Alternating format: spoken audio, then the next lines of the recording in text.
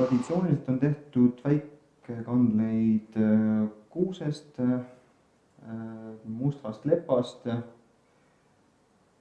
mina tean, et ka männist ja kasest. Väikekandle vanuseks arvatakse olevat vähemalt 2000 aastat. Mõned pakuvad isegi kuni 3000 aastat.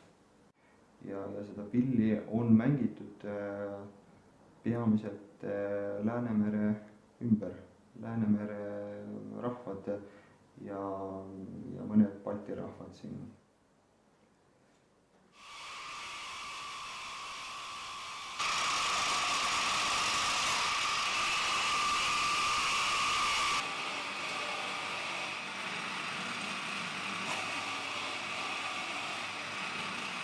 Kannel on muutunud eestlaste seas tuntuks viimase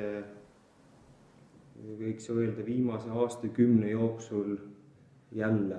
Ta oli vahepeal eelmise sajandi algusaastatest kuni siis terve Nõukogude aja nagu põlu all ja seda nagu ei kantud edasi.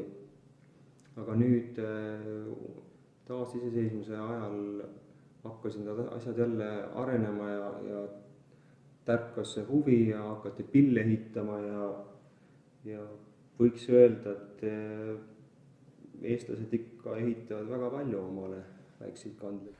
Eesti rahvapillid mängivad üha suuremat rolli ka tantsu- ja laulupidudes. Et laulupeoga seoses ju korraldati pillipidu, kus mängisid ka ainult Eesti rahvapillid.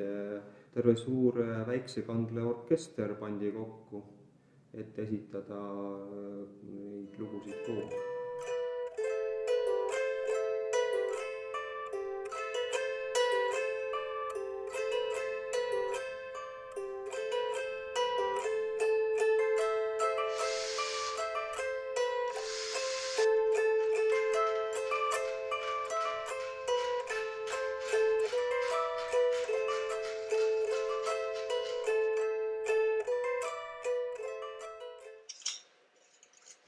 Tänapäeval kasutatakse põhiliselt metallist tehtud virved, mida on lihtsam häälestada ja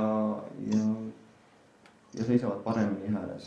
Aga vanasti tehti kõik ju puidust need detailid. Puitvirvlitega ja pillil mõjutab kõla just see puidu osa, puitdetail, et ta natukene summutab seda heli ja annab ja võtab ära selle metallse kõla häälest. Et minule üha rohkem hakkab meeldima see puitvirvlitega pilli heli. Esmased keeled ju tehti ka hobusesabast üldse. Hobusesaba jõhvid, siis oli keerata neid sooltest ja siis juba vasksed keeled on ju mõistatused, mõista, mis see on mustärg ja vasksed sooled. See on ju kannel.